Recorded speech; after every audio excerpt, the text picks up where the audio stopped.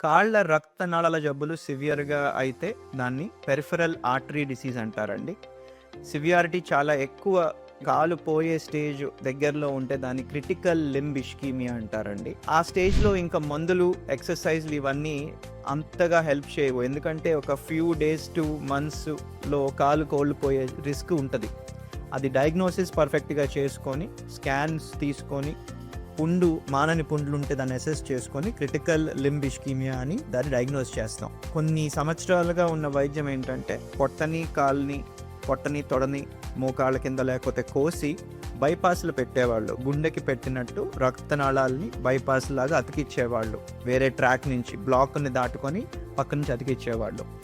Major surgery, vascular సర్జరీలో ఒక భాగం పెద్ద మొత్తిచ్చి దాన్ని ఆపరేషన్ చేసినట్టు అనమాట.